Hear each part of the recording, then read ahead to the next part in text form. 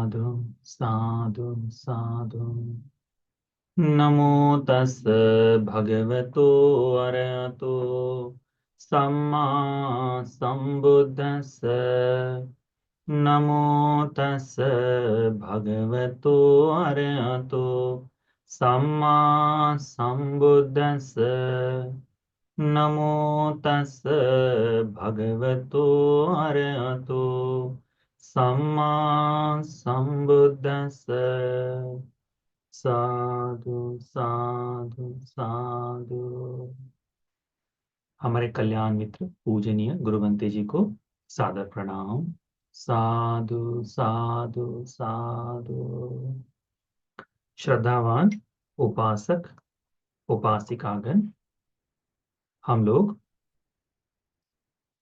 भगवान बुद्ध जी के श्रावकों के बारे में धीरे धीरे शिक्षा को एकत्रित करने के लिए यहाँ जुड़े हुए हैं। यदि कोई व्यक्ति तथागत या तथागत श्रावकों के प्रति श्रद्धा को जगाता है तो यह श्रद्धा वह अग्र जगह पर स्थिर करता है। अग्र जगह पर प्रतिष्ठित की गई श्रद्धा अग्र विपाक देने वाली होती है। इसीलिए अपनी श्रद्धा को श्रेष्ठ बनाने के लिए, अपनी श्रद्धा को मजबूत बनाने के लिए, अग्र विपाक की प्राप्ति के लिए इन श्रावकों के जीवन को जानकर इनके प्रति अपने मन में श्रद्धा का भाव मजबूत होते रहना चाहिए। आज हम लोग जिन अरहंत मुनि के ऊपर चर्चा करेंगे, जिनके बारे में जानेंगे, वे केवल भगवान के बाद दूसरे हैं। भगवान से अधिक श्रेष्ठ नहीं, भगवान के बाद इनसे श्रेष्ठ दूसरा कोई भिक्षु नहीं जिसमें ये गुण हो। भगवान के अग्र श्रावक होते हैं सभी, जितने बुद्ध होकर गए इन सभी बुद्धों के अग्र श्रावक होते हैं। दो अग्र श्रावक होते हैं, तो इन दो अग्र श्रावकों में एक प्रज्ञावान और एक रिद्धि में श्रेष्ठ होते हैं। प्रज्ञा में श्रेष्ठ है हमारे सारिपुत्र भंते जी हैं। रिद्धि में श्रेष्ठ है महामोगल लायन भंते जी। ये श्रेष्ठ जो पद है, ये श्रेष्ठ पद का जो लाभ है, ये बहुत सुंदर है। अतीत में हमने उनके पूर्व जन्म की कथा में थोड़ा सा अभ्यास किया था कि अनेक कल्पों पहले, एक असंख्य लक्ष कल्प पहले, इस लोक में अनोमदस्यु नाम के भगवान बुद्ध जी आए थे। उस समय में सिरिवड्ढक कुटुंबिको नाम से यह उपासक जन्म लिए। गृहपति महासाल कुल में बहुत आढ़ धन संपत्ति, इतनी धन संपत्ति कि कैसे पुश्ते बैठकर खा सके। आज भी ऐसे भारत में अनेक ऐसी परंपराएं हैं, ऐसे कुल परंपराएं हैं कि जिनके पास धन की कोई, उनको आढ़ परिवार कहा जाता है और वो संपत्ति से बहुत बड़ा। तो ऐसे महासाल कुल में जन्म लिए थे। उसी समय उनकी जो मित्रता थी, ज्ञाति एक ही तरह से जो सेवा करते हैं दास दासी, तो उस तरह से करने वालों में सारे पुत्र भंते जो हैं उस समय शरद नाम के ब्राह्मण कुल में जन्म लिए थे। तो उनका तपस्वी बनने के बाद सिरिवर्धन जो है, इन्होंने अपने घर का गृहस्थ का कार्य संभाला और इस कार्य को करते गए। जब अनोमदस्यु भगवान बुद्ध जी इस इनके गांव में आए, इनके शहर में आए, तब हमारे ये जो शरद तपस्वी जो थे, इन्होंने तथागत की बहुत सेवा सत्कार किया और तथागत के जिस तरह से अग्रश्रावक थे उनकी तरह बनने की याचना की और वह फल उनको उनको पद वह दिया गया। शरद तपस्वी ने अपने दूत को भेजकर बताया कि इस तरह से कार्य किया, और स्वयं भी शरद तपस्वी सिरिवर्धन के पास चले गए और वहां जाकर बताया कि मैं मेरे तो सारे ही अनंत हो गए हैं श्रावक, मेरे जो शिष्य थे वह, मैं भविष्य में बुद्ध के पास प्रथम श्रावक, अग्र श्रावक बनूंगा। तुम एक पद की मैंने या एक पद के लिए मैंने याचना की है, तुम दूसरे पद की याचना करो। प्रत्येक तथागत के पास दो श्रावक होते हैं। जैसे अनोमदस्सी भगवान के पास निसब नाम के स्थविर थे और अनोम नाम के स्थविर थे। हमारे गौतम बुद्ध के पास यह सारिपुत्र नाम के स्थविर थे, मोगलायन नाम के थे, है ना। इसी तरह से तो शरत तपस्वी ने कहा कि जाओ और तुम इनसे दूसरे फल की पद की इच्छा करो। तो उसने आढ़्य कुल से है, तो अपने दास दासियों को लगाकर भगवान के आगमन पर संपूर्ण अपने घर के सामने का पूरा जो आजू बाजू में जितना जगह था, क्योंकि हजारों की संख्या में तब भिक्षु जहाँ चला करते थे, तो सबकी पूरी जमीन बिल्कुल समतल करवाई, बहुत बड़ा मंडप लगवाया, फूलों से सभी तरह फूल बिखेरे गए, चलने के लिए फूलों के आ, ये बनाए गए, और सुंदर ऐसे आसनों को तैयार कर कर तथागत को इन श्रीवर्धन ने निमंत्रण दिया। निमंत्रण देकर जैसी उसकी शक्ति थी, जितना सामर्थ्य था, उस सामर्थ्य से भी अधिक हो सके, ऐसे 7 दिनों तक तथागत को, भगवान बुद्ध जी को, भगवान बुद्ध जी की सेवा की है भोजन, 7 दिनों तक। 7 दिनों की समाप्ति के पश्चात, 7 दिनों की समाप्ति के पश्चात तथागत से पुण्यानुमोदन करते समय तथागत से याचना है कि भगवान, भगवान के दूसरे पद के लिए मेरी इच्छा है, आप मुझे दीजिए।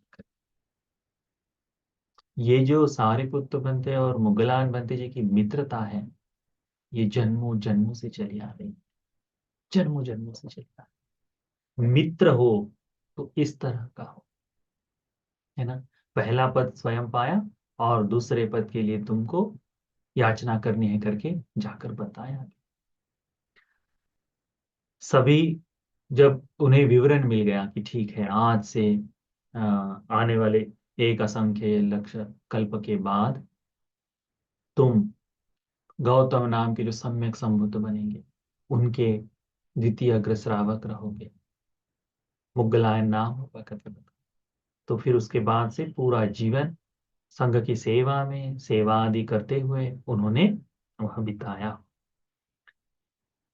भगवान बुद्ध जी जब इस यह कल्प आया, महाभद्र कल्प में जो अंतिम बुद्ध होकर गए अभी तक के, वे भगवान जब कपिलवस्तु में जन्म लिए, गृह त्याग किए और उसके पश्चात सम्यक संबोधि को प्राप्त किए, उस समय नालंदा के नजदीक में एक गांव था। उन्हें भगवान बुद्ध जी से वहां पर ये दोनों जन्म लिए। कौन कौन? तो सारिपुत्र भंते जी, जो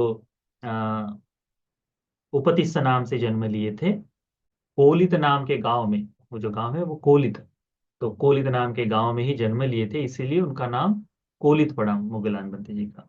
तो उपतिस्स, उपतिस्स नाम के गांव में है, घर का पहला पुत्र है, ब्राह्मण कुल में जन्म लिया है, इसीलिए उनका नाम उपतिस्स रखा गया। और ये जो कोलित है, ये भी वहां जन्म लिए, तो मुगली नाम की माता के कोख से जन्म लेने के कारण वह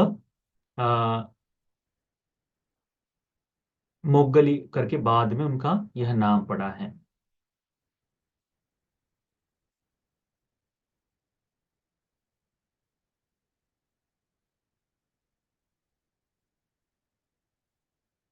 जब ये दोनों मित्र, अब दोनों ही ब्राह्मण कुल में है, तो दोनों ही मित्र, सारिपुत्र, और इसकी कथा हमने देखी थी कि जब ये दोनों मित्र घूमने के लिए गए, कहाँ, तो मेले में जब गए, तो मेले में उन्होंने देखा कि सभी जगह यह सारी चीजें परिवर्तन फैल रही है। इस तरह से कुछ समय के लिए मौज मस्ती करते हुए देखकर इनका मन जो है खिन्न हो गया, और फिर उन्हें लगा कि हमें संन्यास ले लेना चाहिए। दोनों ही मित्र संन्यास लेते हैं। दोनों ही मित्र संन्यास लेकर, यह जो संजय वेलठी पुत्र है, इनके पास संन्यास लेते हैं, वहां रहते हैं। धर्म की प्यास ऐसी है कि दोनों ही मित्रों में आपस में ऐसी चर्चा हुई है कि जब भी हम दोनों में से कोई एक अमृत को पा ले तो दूसरे को दिए बगैर जाना नहीं है। मित्रों में बड़ा सुंदर भाव कि तुम कुछ अच्छा प्राप्त कर लो। आजकल देखा जाता है कि कोई एक मित्र धर्म का पालन कर रहा है या धर्म की, तो दूसरे मित्र को बताना ही नहीं चाहता कि मैं धर्म का पालन करता हूं। कारण कि उसको देखने का दृष्टिकोण उनके मित्रों में, अरे ये तो बहुत धार्मिक हो जाता है, तो गलतियों को फिर शायद विवेचन करे, निंदा करे, इसीलिए। और ये जो धार्मिक बात है इसको छुपाने का प्रयास। परंतु कल्याण मित्र ऐसा नहीं होता। अच्छी सुंदर कोई ऐसी वस्तु को प्राप्त कर ले तो चाहिए ही चाहिए, मित्रों में बांटना ही चाहिए। तो यह जो है, दोनों ही जब प्रवजित हो जाते हैं समय के साथ साथ, यह लोग भगवान बुद्ध जी के पास आते हैं। और भगवान बुद्ध जी इनको आता हुआ देख कर ही इन्हें अग्रश्रावकों के पद के बारे में देते हैं सभी संघ के सामने। बड़ी अद्भुत बात है। सारिपुत्र बंते जी को श्रोतापन्न बनने के लिए सहायता किसने की? अस्सजी बंते जी ने सहायता की। बराबर। सारिपुत्र बंते जी किसी कार्य से, उस समय सन्यासी थे, तो किसी कार्य से शहर में जा रहे थे, तो अस्सजी नाम के बंते जी को भिक्षा मांगते हुए देखा। उनकी चर्या से, जिस तरह से वो भिक्षा मांग रहे थे, उनके संयम से, एकांत उनके भाव से प्रसन्न होकर जाकर उन्होंने पूछा कि आप किसके शिष्य हैं या फिर आपका धर्म क्या है। तो उन्होंने भगवान की वाणी बताई और समझ गए। तत्काल जब वापस आश्रम में चले गए तो सारिपुत्र भंते जी के चेहरे को देख कर ही, केवल उनके उत्साह को, उनके आनंद को देख कर ही मुगलायन बंते जी ने उसी समय कह दिया था कि मित्र, निश्चित ही तुम्हें अमृत की प्राप्ति हो, निश्चित ही आज कुछ अद्भुत हुआ है, मुझे भी बताओ। तो तत्काल जब सारिपुत्र बंते जी बताते हैं कि हाँ, पूरा विस्तार बताते हैं और कहते हैं कि मुझे वास्तव में अमृत मिला है। और जैसे ही सारिपुत्र बंते जी बताते हैं उस गाथा को कि आ, ये जितने भी संस्कार हैं ये सब हेतु से जन्म लेते हैं, सभी के पीछे हेतु है। इनका बनना और निरुद्ध होना, इन सब के हेतुओं को तथागत अच्छी तरह से जानते हैं और यही तथागत का धर्म है करके बताते हैं। तो तत्काल समझ आता है कि इस लोक में ये सब जो बन रहा है, समाप्त हो रहा है, ये जो प्रपंच चल रहा है, ये दुख चल रहा है, इसके पीछे कारण है। ये ईश्वर की देन नहीं, किसी का दिया हुआ नहीं, किसी दूसरे का किया हुआ नहीं है। अच्छा होता है तो ईश्वर का दिया है, बुरा है तो ईश्वर का दिया है, इस तरह का चिंतन नहीं। ये कर्मानुरूप, इसके पीछे ये कारण है, इस कारण के होने से ये हुआ है, इस बात को तथागत बताते हैं। इतना कहते ही मुगलायन मते जी भी श्रोतापन्न फल को प्राप्त हो जाते। बड़ा सुंदर भाव है ये श्रावकों का, बड़ा ही सुंदर भाव है। जब स्वयं श्रोतापन्न हो गए तो गुरु से आज्ञा लेकर कि जाना है करके बताकर सभी 250 शिष्यों के साथ भगवान के पास जाते हैं। वहां अग्रपद को पाते हैं। अद्भुत है, अद्भुत है। इनसे पहले अनेक भिक्षु लोग उस समय शासन में थे, ये अग्रपद उनको नहीं दिया गया। जिसने पारमिताएं पूर्ण की हैं, बुद्ध बनने के लिए पारमिताएं पूर्ण करनी पड़ती हैं कितने सालों तक? 4 असंख्येय आ असंख्येय लक्ष्य कल्पों तक करनी पड़ती है। 8 असंख्येय लक्ष्य कल्प तक करनी पड़ती है। 16 असंख्येय लक्ष्य कल्प तक करनी पड़ती है। वैसे ही अग्रश्रावक पद के लिए भी एक असंख्येय लक्ष्य कल्प तक पारमिताएं पूर्ण करनी पड़ती है। पारमिताओं को पूर्ण करके भगवान के जातक कथाओं में इन इन भिक्षुओं का बड़ा सुंदर वर्णन आता है। जगह जगह पर ये भिक्षु लोग पारमिताओं को पूर्ण करते करते हमारे बोधिसत्व के साथ साथ जन्म लेते हुए आए। बड़ा सुंदर भाव। तो भगवान बुद्ध जी में बड़ी सुंदर रिद्धियां थी। आप लोग जानते होंगे कि गया काश्यप, नदी काश्यप और उर्वेला काश्यप जो है, तो उर्वेला काश्यप को तथागत धर्म देशना, उनका उसका मन परिवर्तित हो इसके लिए धर्म देशना करने के लिए गए, और आरंभ किया उन्होंने नाग दमन से। अग्निशाला में जो नाग है उसके दमन से उन्होंने उसका मर्दन करना शुरू किया। क्यों? क्योंकि इतनी दृष्टियां, इस तपस्वी में इतनी दृष्टियां, अहंकार और इतना भाव था कि एक शब्द से इसे समझना है। परंतु तथागत तो अनुत्तरो पुरुष धम्म सारथी हैं। तो एक एक करते हुए भगवान ने लगभग 3,500 तरह से रिद्धियां दिखाई, रिद्धियां दिखाई, इतनी रिद्धियां, और फिर उसको अपना भिक्षु बनाया। अनंत हो गया बात। इसी तरह से रिद्धियां दिखाने वाले भिक्षु थे महामोगलायन। बड़ा सुंदर भाव है।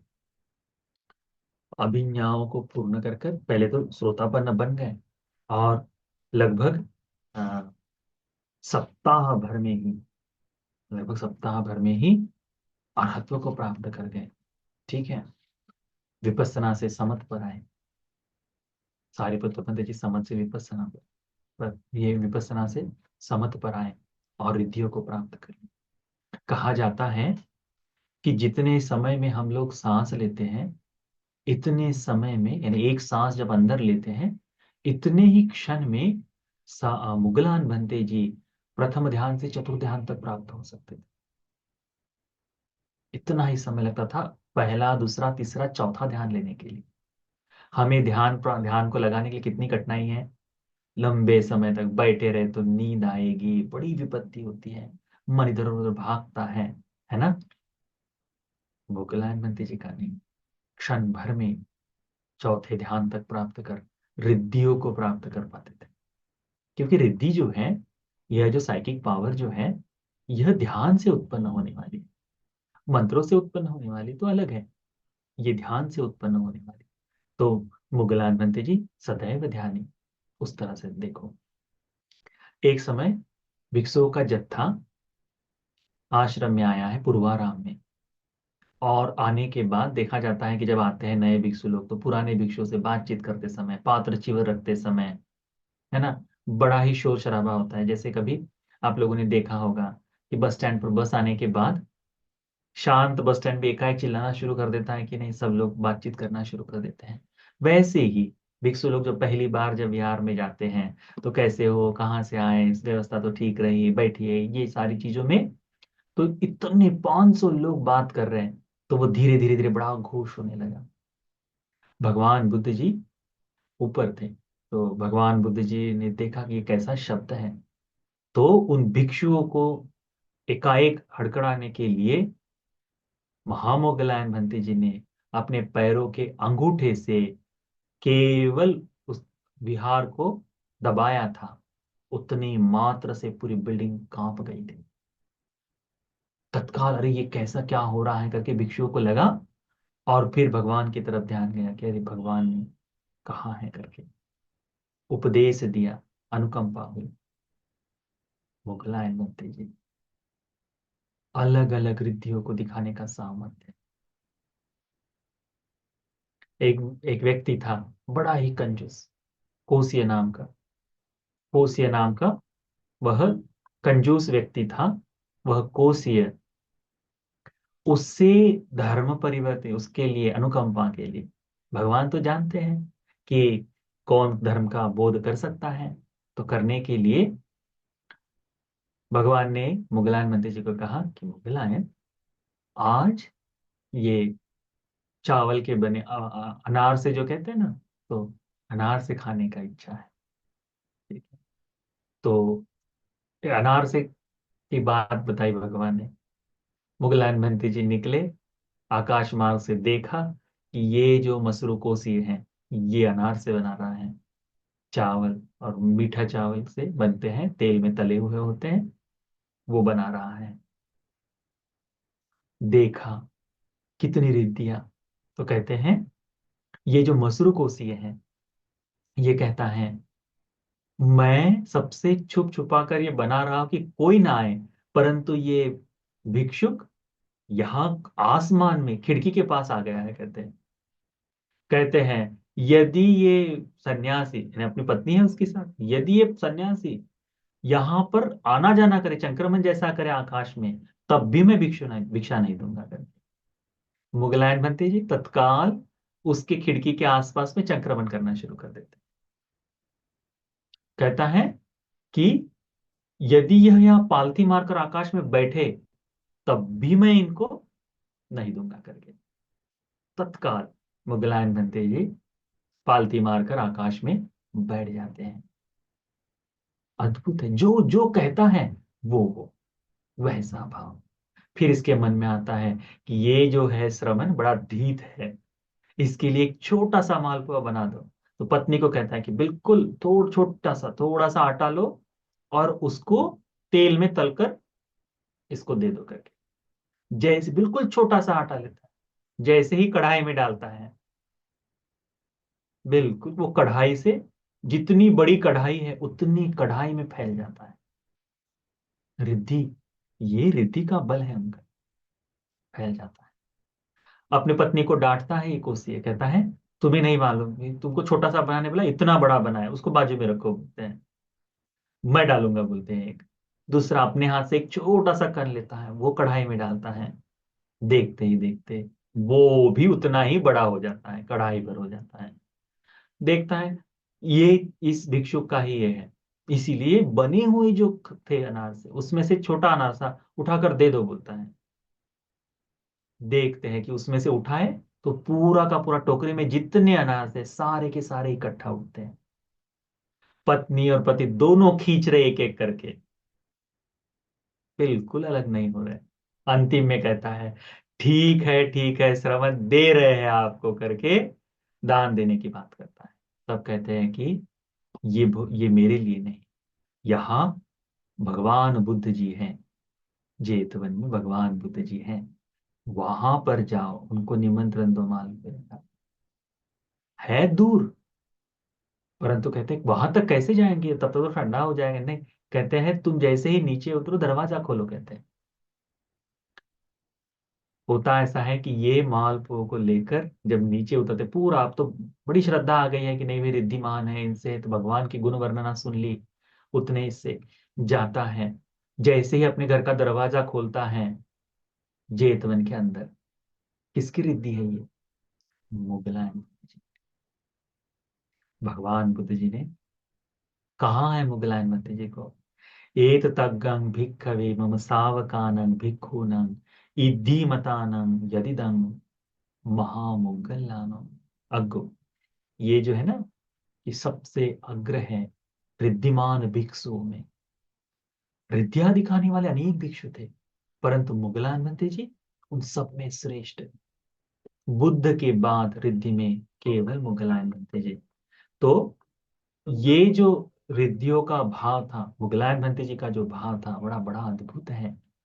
आपने देखा होगा विमानवत्तु नाम की एक पुस्तिका है ना, इसमें जित अधिकांश समय कौन गए हैं भगवान के पास, कौन गए हैं दिव्य लोक में? मुगलायन बनते जी। हमें दिव्य लोकों का वर्णन बताने के लिए भगवान ने बताया, परंतु उसका वर्णन बताने के लिए मुगलायन बनते जी वहां गए। उन देवताओं के जन्म की बातें, जिससे लोगों में श्रद्धा जागे कि पुण्य करो, पुण्य इस तरह से किया जाता है, इसके लिए वो भाव जगाया, और जगाकर लोगों में श्रद्धा स्थापित की। भगवान बुद्ध जी ने कहा है इनके लिए कि यदि भिक्षु भजत भिक्खवे सारिपुत्त मुगल्लान, सेवेत भिक्खवे सारिपुत्त मुगल्लान। भिक्षु भगवान सारिपुत्त और मुगलान बनते जी का भजन करो, उनकी संगत करो, उनकी सेवा में रहो, उनके तरह बनने की कोशिश करो। तो जब कोई व्यक्ति, उसके पीछे कारण बताया भगवान ने कि क्यों, तो कहते हैं कि जन्म देने वाली माँ की तरह सारे पुत्र बनते हैं। क्या करते हैं वे जन्म देते हैं शासन में। कैसे देते हैं कि जो व्यक्ति अभी तक संपूर्ण चार अपाय से ग्रसित था, उसे श्रोतापन्न बनाते हैं सारिपुत्र बनते। तो जन्म दिया है इस बुद्ध शासन में। मुगलायन बनते जी, जैसे मौसी माँ होती है जो दूध आदि पिलाकर सेवा करती है, बच्चे को बड़ा करने का काम करती है, वैसे ही वैसे ही वैसे ही मुगलायन बनते भी हैं। क्या करते हैं? तो जो श्रोतापन्न हो गया है, उसे धीरे धीरे सकतागामी, अनागामी, अरहंत, इन फलों को पाने के लिए जो जो सहायता हो सके, रिद्धि से हो, सुरक्षा से हो, आदि तरह से धर्म का विवरण कर कर सहायता करते हैं। तो ऊंचे फल तक पहुंचाने का काम करते हैं करके भगवान ने बताया। इसीलिए ये रिद्धिमान बनते हैं महामुगलायन। महामुगलायन बनते के प्रति श्रद्धा जगानी चाहिए। बहुत श्रद्धा, बहुत श्रद्धा। ये पारमिताओं को पूर्ण करते समय ये जो मार जो है बाधक बनता है ना, जो निर्वाण के लिए, कहते हैं कि एक जन्म में मुगलायन बनते जी मार बनकर भी जन्म लिया।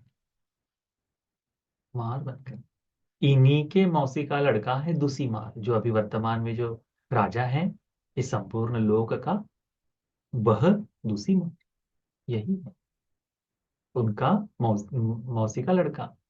इसीलिए बातचीत करते समय भी बताते हैं, कहते हैं ये इस तरह से डांटने डबकारने का कार्य दूसरे किसी भिक्षु ने नहीं किया, मुगलायन मंत्री जी ने किया है। कि हे मार, तथागत को जो तुमने पीड़ा दी है, इस पीड़ा के कारण तुमने बहुत सा पाप किया है, इससे तुम्हें दुख भोगना पड़ेगा।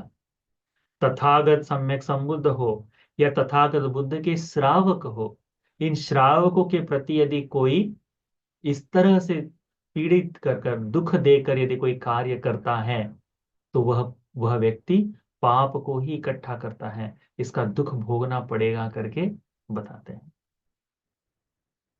इनका बड़ा बल था। मुगलायन मंत्री जी की तेरथी गाथा में आता है विस्तार, भगवान के अग्र श्रावक है, परंतु इतना सरल सिंपल जीवन, वृक्ष मूलिका, पेड़ के नीचे बैठ रहे, भोजन में जैसा मिल रहा है भोजन वैसा भोजन ग्रहण कर रहे हैं, रिद्धिमान है, चाहे तो प्रतिदिन रिद्धि के सामर्थ्य से बड़े बड़े सेठ जी लोगों के घर में करके सामने भिक्षा के लिए जा सकते हैं। नहीं,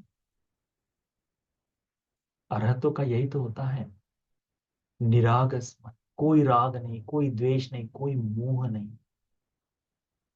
इस कारण से जहां जो भिक्षा मिल जाए वैसा भोजन, बड़ा ही अल्प, बड़ा ही रुक्ष भोजन करने वालों में से बनते हैं।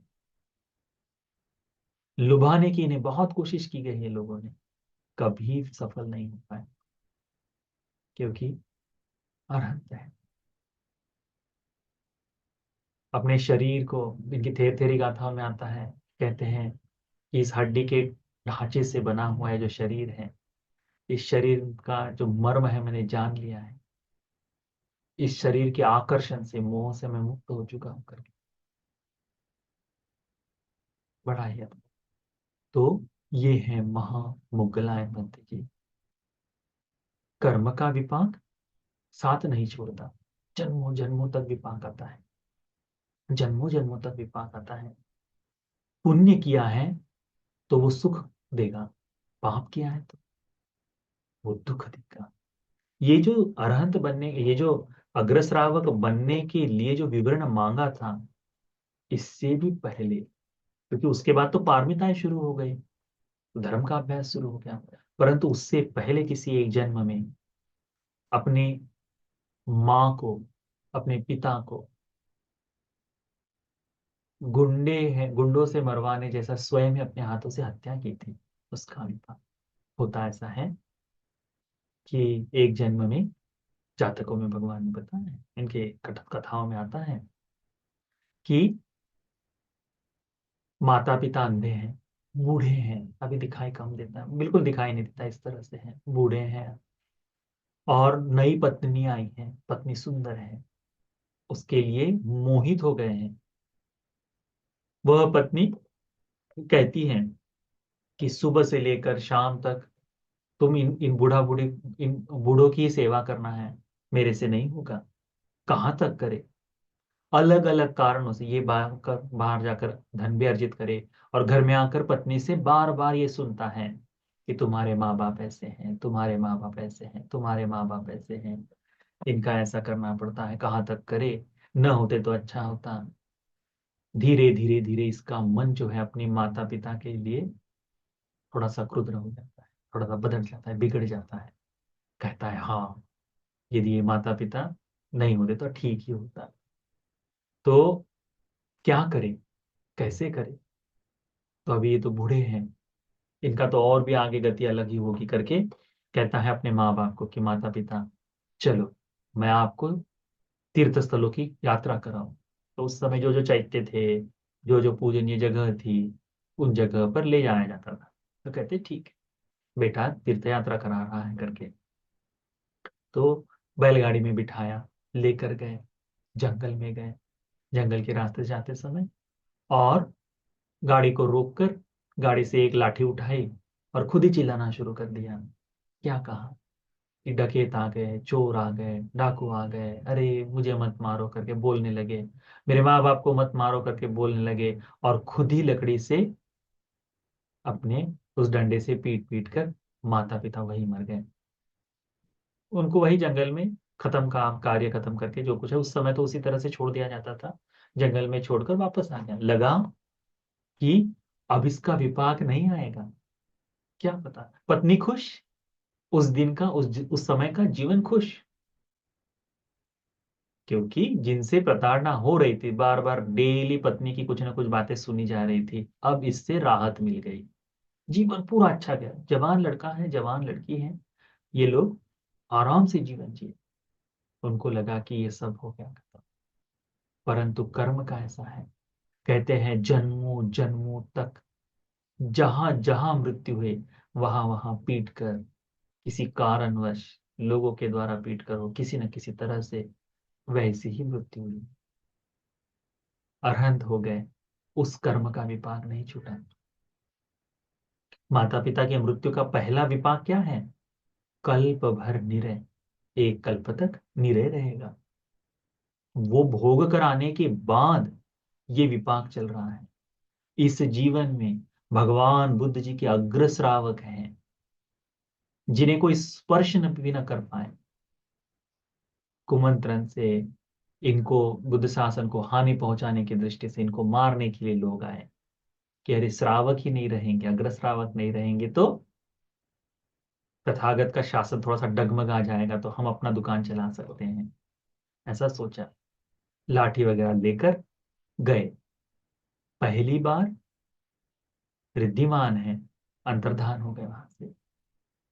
दूसरी बार छेद से, ऊपर के जो चिमनी का जो छेद होता है वहां से निकल गए, और फिर चिंतन करने लगे कि अरे ये जो है बार बार मेरे पीछे ये लोग क्यों आ रहे हैं। तो देखा, अभी तो अरहंत है, पूर्व जन्मों का ज्ञान भी है, अतीत जन्म में इस तरह से कर्म का विपाक पीछे आ रहा है, वो नहीं छूट सकता। फिर अगली बार जब ये लोग आए, अपनी कुटिया का दरवाजा खोला, बाहर आए और बैठ गए। इनको डंडों से इतना पीटा गया कि हड्डी हड्डी चूर हो गई। दूसरा कोई व्यक्ति होता तो वो तत्काल शरीर छोड़ देता, परंतु रिद्धिमान है, तथागत की आज्ञा लिए बगैर, अनुमति लिए बगैर कैसे परिनिर्वाण को प्राप्त हो। तो अपना संपूर्ण रिद्धि से अपने शरीर को संजोया, भगवान के पास गए, भगवान को नमन किया और कहा भगवान परिनिर्वाण की आज्ञा चाहता हूँ। ठीक है, गए और परिनिर्वाण को प्राप्त हो। ये वे रिद्धिमान थे, ये अरहंत बनते जी, मुगलान बनते जी ऐसे रिद्धिमान थे कि जैसे कोई व्यक्ति केवल सीधे जमीन पर चलते हुए चलता है, आकाश में जैसे चल जाए, बिल्कुल आर पार चले जाए, वैसे दीवाल, पर्वत, पहाड़ों के भीतर से निकलने का सामर्थ्य रखते थे वे अरहंत। इनका सामर्थ्य ऐसा था कि इस जमीन में, नदी में जैसे गोते लगाते हैं हम, जैसे तैर सकते हैं, वैसे इस जमीन के भीतर तैर कर जा सकते। तो ये रिद्धि थी, उनमें रिद्धि थी ऐसी भी कि जिस प्रकार से पंछी आकाश में विचरण करते हैं, वैसे ही आकाश में बैठ सकते थे। अद्भुत रिद्धि। इतनी रिद्धि होने के बाद भगवान के शासन को चमकाया है, बुद्ध शासन में 4 चांद लगाए हैं, श्रद्धा का सृजन किया है लोगों के लिए, विमानवत्तु संपूर्ण गाथाओं को अपने मनुष्य लोक तक पहुंचाने का कार्य किया है। इसीलिए इन अरहंत मुनिगण के प्रति श्रद्धा को जगाओ। ठीक है, अरहंतों के प्रति जागने वाली श्रद्धा अग्रस्थान पर जागने वाली श्रद्धा है। मुगलायन भंते जी का जीवन मित्रता से भरा हुआ था। सारिपुत्र और महामुगलायन दोनों ही मित्र इकट्ठा ही जीवन रहे, इकट्ठा ही रहे, नजदीक नजदीक ही रहे भगवान के श्रावक के साथ हमेशा। भगवान कहते हैं ना कि जिस दिशा में सारिपुत्र और मुगलायन भंते जी हो, उस दिशा में मुझे जाने की जरूरत नहीं पड़ती। इतना अटूट विश्वास तथागत का उनके प्रति था, है ना। तो बुद्ध शासन में हमें भी ऐसा विश्वास जगाने के लिए मिले। हम पर भी शासन में भिक्षु संघ ने ऐसा सोचना चाहिए, धर्म से ऐसा होना चाहिए कि हाँ, वह उपासक वह उपासिका धर्म में स्थिर है, धर्म में स्थिर है। उतना सामर्थ्य जगाओ, श्रद्धा जगाओ तथागत के श्रावकों के प्रति। इन अरहतों के प्रति यदि श्रद्धा जागेगी तो ये श्रद्धा श्रेष्ठ जगह। मुगलायन भंते जी के जीवन में और बहुत सी घटनाएं हैं, परंतु इससे पहले भंते जी ने एक बार पूरा 1.5 घंटे की से अधिक की देशना की हुई है, इसलिए इतना पर्याप्त है। अगली बार में हम किसी दूसरे अरहंत भंते जी के सारिपुत्र और मुगलायन भंते जी का जीवन बड़ा अधिक प्रसिद्ध है, इसीलिए इनके कुछ जीवन सारी जीवन की सारी बातों को नहीं बताया। पर बाकी भिक्षुओं के जीवन, जो आने वाले भिक्षु हैं उनके बारे में लोग कम जानते हैं ना, तो उनके पूरे जीवन का वृत्तांत हम सीखने की कोशिश करेंगे। ठीक है, तो ये जो मुगलान महामुगलायन भंते जी का जीवन है, ये सारा जीवन हमें प्रेरणा को जगाए, भगवान बुद्ध जी के धर्म के प्रति, संघ के प्रति श्रद्धा को जगाने के लिए। ये जो सारा उपदेश है, ये आप सभी को निर्वाण के मार्ग पर अग्रसर होकर 4 आर्य सत्य के बोध के लिए उपकारी हो जाए। साधु साधु साधु।